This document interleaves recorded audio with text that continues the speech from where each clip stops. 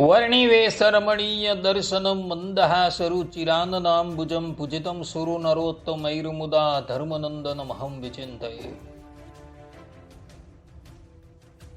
અસતોમાં ષટ્ગમય તમસોમાં જ્યોતિર્ગમય મૃત્યુર્મા અમૃતમ ગમય.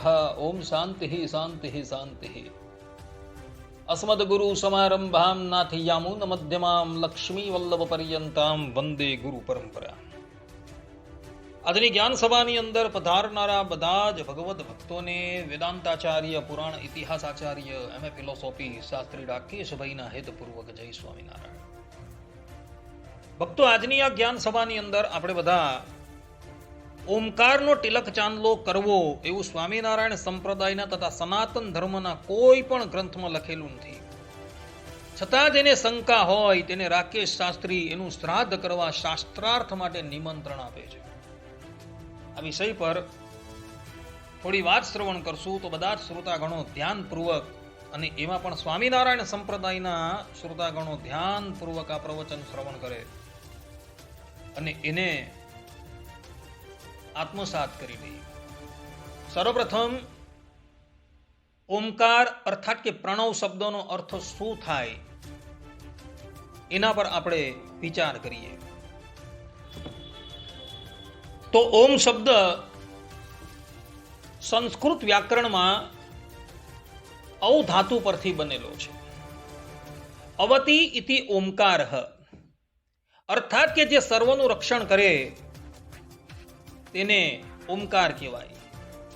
ઓમકારમાં અકાર, ઉકાર અને મકાર એમ ત્રણ શબ્દો આવેલા છે જે ક્રમશઃ જગતની ઉત્પત્તિ, સ્થિતિ અને લયનું વિધાન કરે છે. ઓમકાર છે એ ઓમકારને જ પ્રણવ કહેવામાં આવે છે. પ્રણવ શબ્દની વ્યુત્પત્તિ કરતા વૈયાકરણીઓ કહે છે કે પ્રકર્ષેણ નૂયતે સ્તુયતે અનેન ઇતિ પ્રણવ, અર્થાત કે જેના દ્વારા પરમાત્માની ઉત્કૃષ્ટ સ્તુતિ કરવામાં આવે તેને પ્રણવ કહેવાય છે. પ્ર એટલે પ્રકૃષ્ટ અર્થાત કે શ્રેષ્ઠ અને અણવ એટલે સ્તુતિ. આ પ્રમાણે પ્રણવ શબ્દની વ્યુત્પત્તિ વૈયાકરણીઓએ કરેલી જોવા મળે છે. હવે આ ઓમકારનું ઉચ્ચારણ કોણે કરવું કોણે ન કરવું એ સંબંધમાં પણ શાસ્ત્રોમાં વિચાર કરવામાં આવેલો છે. જેમ કે શિવ પુરાણના વિદ્યેશ્વર સંહિતામાં નંદિકેશ્વર કહે છે કે પંચાક્ષરમ જપેન મંત્રમ નમો અંતમ અથવા આદિત સ્ત્રી શુદ્રયોર નમઃ પૂર્વે મંત્ર સિદ્ધો ન સંશય, અર્થાત કે સ્ત્રીઓ અને શુદ્ર માટે મંત્રની શરૂઆતમાં નમઃ લગાડવો જોઈએ. એટલે કે નમઃ શિવાય તેમના માટે ઓમ વગરનો મંત્ર જ સિદ્ધિ આપનારો છે. ઓમ નમઃ શિવાય મંત્ર છે એ મંત્ર વેદમાં આવેલો છે. એટલે જે સ્ત્રી છે, ચતુર્થ વર્ણના લોકો છે, તથા જે લોકોએ યજ્ઞોપવિત ધારણ નથી કરેલું એ લોકોએ ઓમકારનું ઉચ્ચારણ કરવાનું નથી. એ લોકોએ નમઃ શિવાય આટલા જ મંત્રનો જાપ કરવાનો છે, પરંતુ ઓમકાર લગાડીને એઓએ મંત્રનો જાપ નથી કરવાનો એવું નંદિકેશ્વર કહી રહ્યા છે. શ્રીમદ દેવી ભાગવતના 11મા સ્કંદમાં કહ્યું છે, સ્ત્રી શુદ્ર દ્વિજ બંધુ નામ ન મંત્ર પ્રણવે અધિકાર, અર્થાત કે સ્ત્રીઓ, શુદ્રો અને જેઓ માત્ર નામ પૂરતા જ દ્વિજ છે, અર્થાત કે જે લોકોએ યજ્ઞોપવિત ધારણ નથી કરેલું અને નામ માત્રના દ્વિજ છે, તેમણે પ્રણવ અર્થાત કે ઓમકારના ઉચ્ચારણનો અધિકાર હોતો નથી. આ લોકોએ ઓમકારનું ઉચ્ચારણ ક્યારેય પણ ન કરવું. કોણે ન કરવું? તો જે સ્ત્રી છે તથા ચતુર્થ વર્ણના લોકો છે તે લોકો, અને જે લોકો નામ માત્રના દ્વિજ છે, અર્થાત કે બ્રાહ્મણ છે, ક્ષત્રિય છે અને વૈશ્ય, જેને યજ્ઞોપવિત ધારણ કરવાનો અધિકાર છે, પરંતુ યજ્ઞોપવિત ધારણ કરીને પણ જે લોકો ધર્મનું આચરણ નથી કરતા, આ ઉપરાંત એ ત્રણ વર્ણના લોકોએ જેઓએ યજ્ઞોપવિત નથી લીધું એઓ નામ માત્રના દ્વિજ છે, પરંતુ વસ્તુતાએ એ લોકો શુદ્ર છે, તે લોકોએ ઓમકાર અર્થાત કે પ્રણવનું ઉચ્ચારણ કરવાનું નથી. એનું કારણ એ કે પ્રણવ જે છે એ વેદનું બીજ છે, અને વેદના ઉચ્ચારણને અર્થે સ્ત્રી છે, ચતુર્થ વર્ણના લોકો છે અને નામ માત્રના જે દ્વિજ છે એ લોકોને અધિકાર આપવામાં આવેલો નથી એવું શાસ્ત્રકારો કહી રહ્યા છે. અને આ પ્રમાણેની મનાઈ હોવા છતાં આ લોકો વેદ મંત્રનો ઉચ્ચારણ કરે અથવા તો પ્રણવ આદિકનો જાપ કરે તો એને એના કયા ફલની પ્રાપ્તિ થાય છે? તો શ્રીમદ દેવી ભાગવતના દ્વાદશ સ્કંદમાં કહેલું છે કે યો અનધિત્ય દ્વિજો વેદ મંત્ર ત્ર કુરુતે શ્રમમ સ જીવનેવ શુદ્રત્વમ ગચ્છતિ શાન્વયઃ. અર્થાત કે જે દ્વિજ અર્થાત કે બ્રાહ્મણ વગેરે 3 વર્ણના લોકો વેદ ભણ્યા વગર અન્યત્ર શ્રમ કરે છે અથવા જે અનઅધિકાર હોવા છતાં વૈદિક મંત્રોનો પ્રયોગ કરે છે તે જીવતા જ શુદ્ર સમાન બની જાય છે. જેને અધિકાર નથી છતાં પણ જે લોકો વૈદિક મંત્રોનું ઉચ્ચારણ કરે છે, ઓમકારનું ઉચ્ચારણ કરે છે, પ્રણવનું ઉચ્ચારણ કરે છે, એ લોકો અધિકાર ન હોવા છતાં ઉચ્ચારણ કરવાથી એ જ જન્મમાં શુદ્ર જેવા થઈ જાય છે. એટલે જેને અધિકાર નથી એ લોકોએ ક્યારેય પણ વેદ મંત્ર છે, પ્રણવ છે, ઓમકાર છે એનું ઉચ્ચારણ ન કરવું જોઈએ, કારણ કે શાસ્ત્રોકારોએ એની મનાઈ બતાવેલી છે. મનુસ્મૃતિના 2ય અધ્યાયમાં મનુ મહારાજ કહે છે કે અનુપનીતો દ્વિજો વેદમ નાધિયેત કદાચન. અર્થાત કે ઉપનયન વિના કોઈ પણ દ્વિજ વેદનો પાઠ ન કરે. વેદનો પાઠ ન કરે એની સાથે ઓમકારનું અને પ્રણવનું ઉચ્ચારણ પણ ન કરે. એનું કારણ કે પ્રણવ અને ઓમકાર જે છે એ વેદનું બીજ છે, એમાંથી જ સંપૂર્ણ વેદો પ્રગટ થયા છે. તે જ પ્રમાણે ગૌતમ ધર્મસૂત્રના 12મા અધ્યાયમાં કહેલું છે કે શુદ્રસ્ય વેદ મંત્રેષુ ના અધિકાર કદાચન.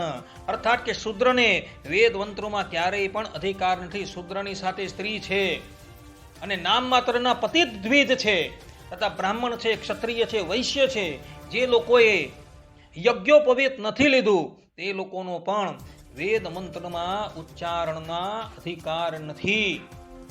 અહીં ગૌતમ ઋષિ આ વાત કહી રહ્યા છે. એટલે જે લોકોને અધિકાર નથી અને છતાં પણ જે લોકો વેદ મંત્રનું ઉચ્ચારણ કરે છે, પ્રણવનું ઉચ્ચારણ કરે છે, ઓમકારનું ઉચ્ચારણ કરે છે, એ લોકો તો ભયંકર અપરાધ કરે છે. કારણ કે શ્રીમદ નારાયણ ભગવાન વરાપુરાણની અંદર કહે છે કે શ્રુતિ સ્મૃતિ મમેવ આજ્ઞા વિચ્છેદની મમ દ્રોહી. અર્થાત કે શ્રુતિ અને સ્મૃતિઓમાં જે પણ કંઈક આજ્ઞાઓ આપવામાં આવેલી છે એ આજ્ઞા અમે જ આપેલી છે. જે પણ કોઈક વ્યક્તિ એ આજ્ઞાનો ભંગ કરે છે એ મારો દ્રોહ કરે છે.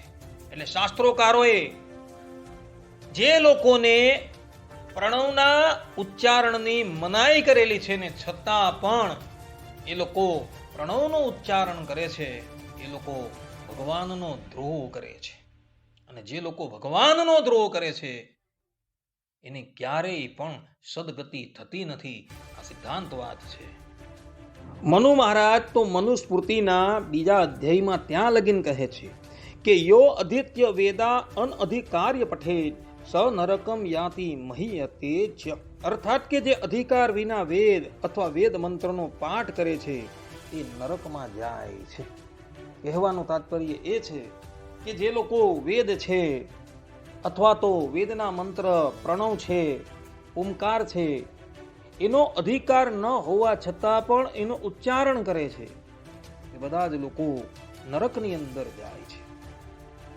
પૂર્વે વિદ્વાનોની ગોષ્ઠીની અંદર પણ એ નિર્ણય થયેલો હતો કે ચતુર્થ વર્ણના લોકોએ, સ્ત્રીઓએ તથા જેઓએ યજ્ઞોપવિત ધારણ નથી કરેલું એવા બ્રાહ્મણ, ક્ષત્રિય અને વૈશ્યોએ પણ ક્યારેય પ્રણવનો કે વેદનું ઉચ્ચારણ કરવું જોઈએ નહીં. આ સંબંધમાં બનારસ હિન્દુ યુનિવર્સિટીના સંસ્થાપક મદન મોહન માલવિયાજીના જીવનનો એક પ્રસંગ અવલોકન કરવા યોગ્ય છે. ભારત રત્ન મદન મોહન માલવિયાજી એ બનારસ હિન્દુ યુનિવર્સિટીના સંસ્થાપક છે. અને જ્યારે એઓએ બનારસ હિન્દુ યુનિવર્સિટીની સ્થાપના કરી ત્યારે એઓએ એ યુનિવર્સિટીમાં સ્ત્રીઓ તથા ચતુર્થ વર્ણના લોકોને વેદ વેદાંગનો અભ્યાસ કરાવવાનો પ્રારંભ કર્યો. તત્કાલીન સમાજ એવા બ્રાહ્મણ લોકોએ તો એનો ઘોર વિરોધ કર્યો, પરંતુ મદન મોહન માલવિયાજીની તર્કબદ્ધ દલીલોની સન્મુખ એ લોકો ટકી ન શક્યા. અને મદન મોહન માલવિયાજીએ ડિંડીમ ઘોષ કરીને એવું કહ્યું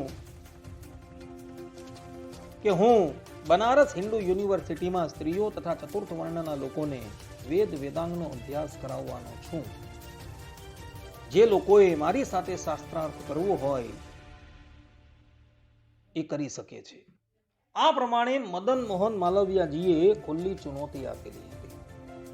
હવે મદન મોહન માલવિયાજીની પંડિતાઈની સામું અને એમની તર્કબદ્ધ દલીલોની સામું કોણ ઉભું રહેવા? અને તે વખતે હરિદ્વાર અને ઋષિકેશના જંગલમાં એક સંન્યાસી તપસ્યા કરી રહ્યા હતા. મદન મોહન માલવિયાજીનો આ ડિંડીમ ઘોષ એના કાને સંભળાયો છે. અને એ સંન્યાસીએ પોતાની તપસ્યાને તિલાંજલિ આપી દીધી છે અને મદન મોહન માલવિયાજીની ચુનૌતીને સ્વીકાર કરેલી છે. હરિદ્વાર ક્ષેત્રમાં શાસ્ત્રાર્થ યોજાયો છે અને એ સંન્યાસીએ શાસ્ત્રોના એટલા બધા પ્રમાણ લાવીને મૂકેલા છે અને એ પ્રમાણો દ્વારા એણે એવું સિદ્ધ કરી દીધું કે સ્ત્રીઓએ તથા ચતુર્થ વર્ણના લોકોએ તથા નામ માત્રના દ્વિજે અને જે લોકોએ જનોય ધારણ નથી કરી એ લોકોએ વેદ મંત્ર બોલવાનો કે પ્રણવ ઇત્યાદિનું ઉચ્ચારણ કરવાનો અધિકાર નથી. એ સંન્યાસીની તર્કબદ્ધ દલીલોની સન્મુખ અને શાસ્ત્રોના પ્રમાણોની સન્મુખ મદન મોહન માલવિયાજીએ પોતાનું શિર ઝુકાવી દીધું છે. અને એઓએ એક ઘોષે એવું નક્કી કરેલું છે કે સ્ત્રીઓ તથા ચતુર્થ વર્ણના લોકોએ ત્યારે પણ વેદ મંત્રનો તથા ઓમકાર પ્રણવનો ઉચ્ચારણ ન કર્યો. એ સંન્યાસી બીજું કોઈ ન હતું પરંતુ પ્રાતસ્મરણીય ભારત વર્ષના સાર્વભૌમ વિદ્વાન એવા કરપાત્રજી મહારાજ હતા, એનું નામ આજે પણ સનાતનીઓ આદર કરી રહી છે. એવા કરપાત્રજી મહારાજે શાસ્ત્રાર્થની અંદર એ વાત સિદ્ધ કરી દીધેલી હતી. વેદ મંત્રનું ઉચ્ચારણ કરવાનો અધિકાર કેવલ યજ્ઞોપવિત ધારી દ્વિજને છે, પરંતુ બીજાને નથી. અને જે લોકો ભગવાને બનાવેલી આ મર્યાદાનું ઉલ્લંઘન કરે છે એ મનુ મહારાજની દ્રષ્ટિએ અધોગતિને પ્રાપ્ત થાય છે. એમાં કોઈ પણ જાતની શંકા નથી. હવે આપણે આપણા સ્વામિનારાયણ સંપ્રદાયમાં જે ઉર્ધ્વપુંડ્ર તિલક ધારણ કરવામાં આવે છે તેના ઇતિહાસની વાત કરીએ તો હરિલીલામૃતમ ચતુર્થ કળશના 10મા વિશ્રામમાં કથા આવે છે કે સદગુરુ રામાનંદ સ્વામી નિરાકારવાદી આત્માનંદ મુનિનો ત્યાગ કરી શ્રીરંગમ ગયા અને શ્રીરંગમમાં રામાનુજાચાર્યજીની આરાધના કરતા રામાનુજાચાર્યજીએ એમને પોતાના દર્શન આપ્યા અને દર્શન આપી દીક્ષાથી અલંકૃત કર્યા. રામાનંદ સ્વામીએ રામાનુજાચાર્યજીની સ્તુતિ કરી અને સ્તુતિથી પ્રસન્ન થયેલા રામાનુજાચાર્યજી રામાનંદ સ્વામી પ્રત્યે બોલ્યા કે સુણી બોલ્યા રામાનુજ વાણી, તમે તો નથી પ્રાકૃત પ્રાણી. કૃષ્ણ નાચો એકાંતિક ભક્ત, નામે ઉદ્ધવ પરમ વિરક્ત. તેથી પામ્યા મારું દર્શન, નવ પામે તે પ્રાકૃત જન. કૃષ્ણ મંત્ર બે તમને દીધા, મુજ પાસ થકી તમે લીધા, તેનો કરજો જથા વિધિ જાપ, દેશે દર્શન શ્રી હરિ આપ. મારા આશ્રિત મુખ્ય છો તમે, માટે આપીએ આજ્ઞા અમે. મુમુક્ષુને કરો ઉપદેશ, વિચારો વળી દેશ વિદેશ. મારા સંપ્રદાય જન જેહ, બહુ કરશે અદેખાઈ એહ. જોશે પ્રૌઢ પ્રતાપ તે જ્યારે, તમને દુઃખ દેશે તે ત્યારે. સંપ્રદાય જુદો તમે કરજો, ઉર્ધ્વ પુંડ્ર ચારે અંગે ધરજો. વચ્ચે કુંકુમ ચંદ્રક સારો, ગળે તુલસીની માળા બે ધારો. કૃષ્ણે આપ્યું છે તમને જ્ઞાન, રસ રાવજો સઘળે સ્થાન.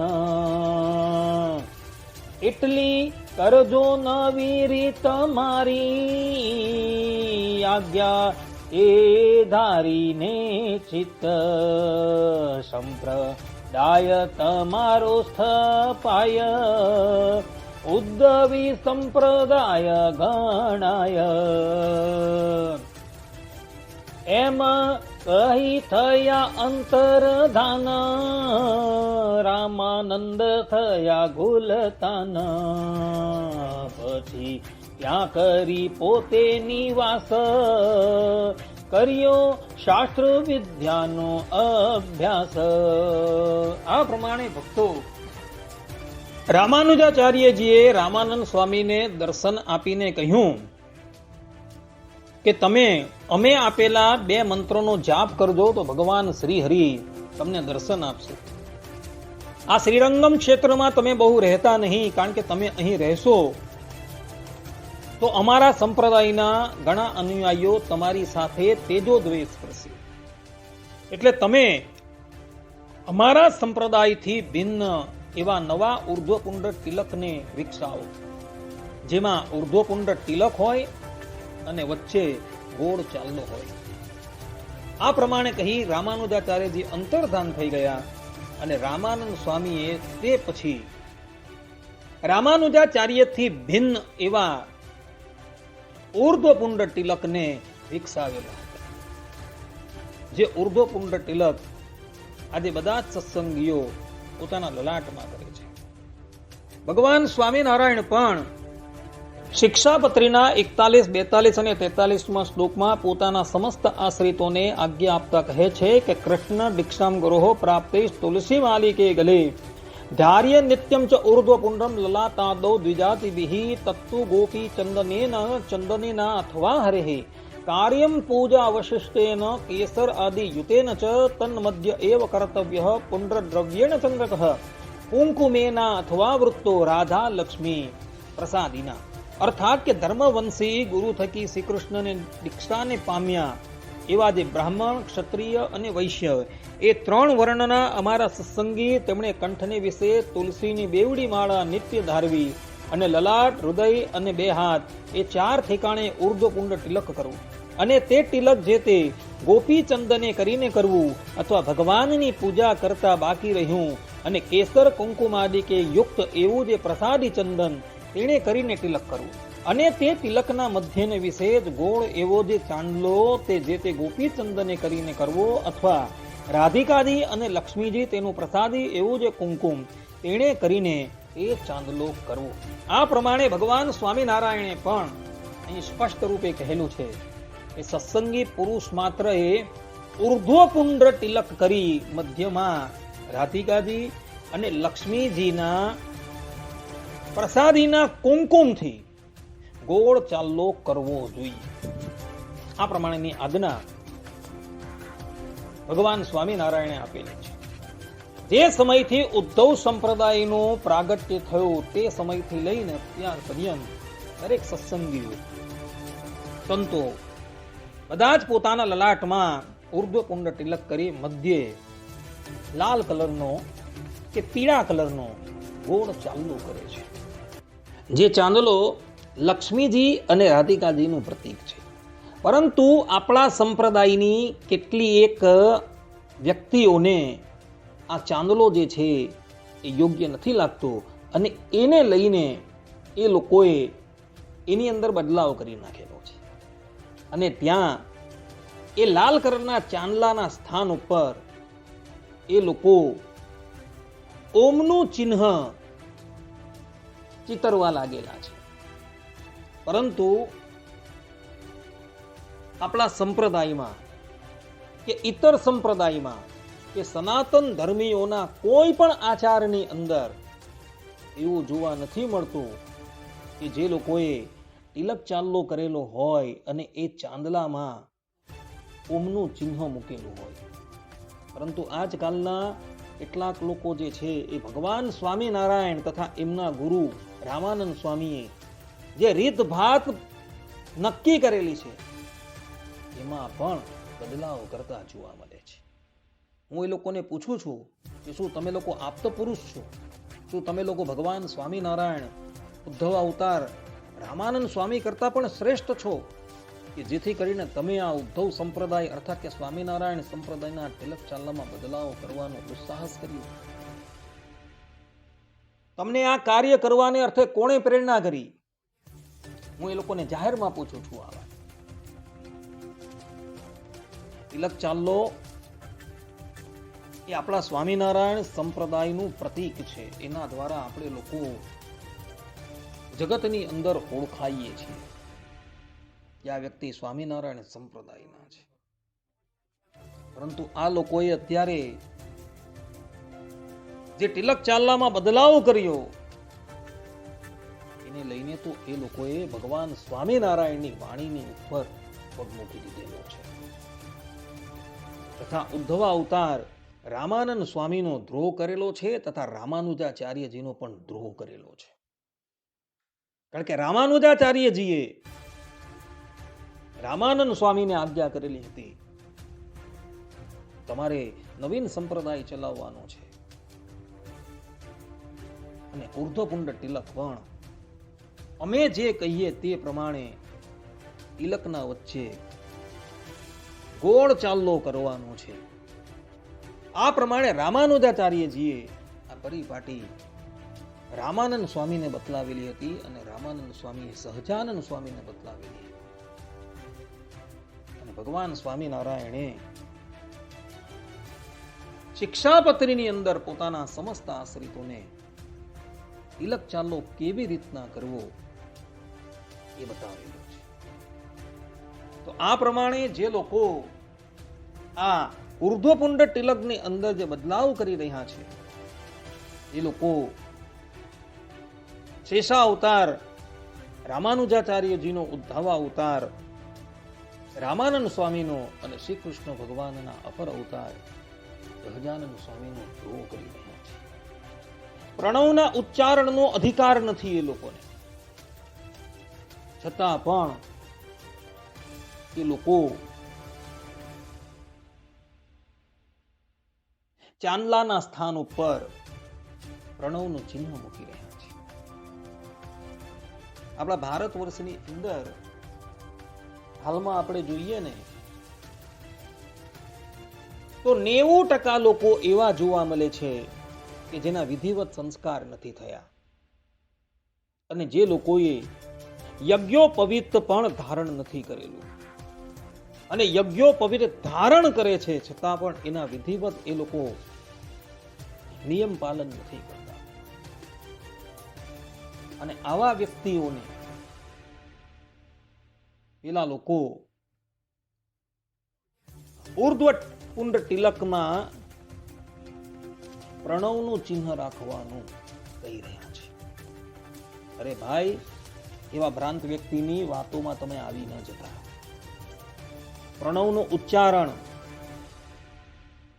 વેદ મંત્રોનું ઉચ્ચારણ એ કોણે કરવું કોણે ન કરવું એનો વિવેક શાસ્ત્રોકારોએ નક્કી કરેલો છે.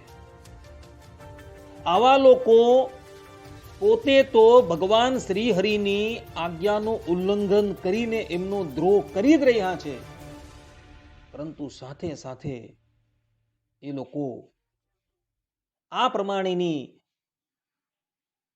દુષ્ક્રિયા કરીને લોકોની પાસે પણ ભગવાનનો દ્રોહ કરાવી રહ્યા છે. આવા લોકોને હું જાહેરની અંદર પડકાર આપું છું કે ખરેખર સ્વામિનારાયણ સંપ્રદાયમાં ઉર્ધ્વપુંડ તિલકના મધ્યે ઓમકારનું ચિહ્ન મૂકવાનું વિધાન હોય તો મને બતાવે. તથા સનાતન ધર્મના કોઈ પણ ગ્રંથમાં જો એવું વિધાન કરેલું હોય તો મને બતાવે. હું એવા લોકોને જાહેરમાં શાસ્ત્રાર્થને માટે નિમંત્રણ આપું છું. જો તમારે શાસ્ત્રાર્થ કરવો હોય તો આપણે આ શાસ્ત્રાર્થ વડતાલના સભા મંડપની અંદર આવી કરીએ. તમે પ્રમાણ આપો અમને કે સનાતન ધર્મના આ ગ્રંથની અંદર ઉર્ધ્વપુંડ તિલકના મધ્યે ઓમકારનું ચિહ્ન મૂકવું જોઈએ. ત્યારે સ્વામિનારાયણ સંપ્રદાયના ગ્રંથોના પ્રમાણ આપો કે ઉર્ધ્વપુંડ તિલકના મધ્યે ઓમકારનું ચિહ્ન મૂકવું જોઈએ. અને અમો અમારી રીતે સ્વામિનારાયણ સંપ્રદાયના ગ્રંથોના પ્રમાણ આપીએ. ઉર્ધ્વપુંડ તિલકના મધ્યે કેવલ ને કેવલ લાલ બિંદી જ કરવાની છે, પરંતુ બીજું કોઈ ચિહ્ન મૂકવાનું નથી. હું આ વ્યક્તિને જાહેરની અંદર શાસ્ત્રાર્થની માટે ચુનૌતી આપું છું. તમે આવી જાઓ અને અમારી સાથે શાસ્ત્રાર્થ કરી લો અને તમે સિદ્ધ કરો કે ઉર્ધ્વપુંડ તિલકના મધ્યે ઓમકારનું ચિહ્ન મૂકી શકાય. આટલું કહીને હું મારી આ ઓડિયો બુક લેજેન્ડને અહીં વિરામ આપું છું. સર્વે સંતુ નિરામયઃ, સર્વે સુખીનો ભવંતુ, સર્વે ભદ્રાણિ પશ્યન્તુ, મા કશ્ચિદ દુઃખ ભાગ ભવેત. અસ્તુ. જય સ્વામિનારાયણ.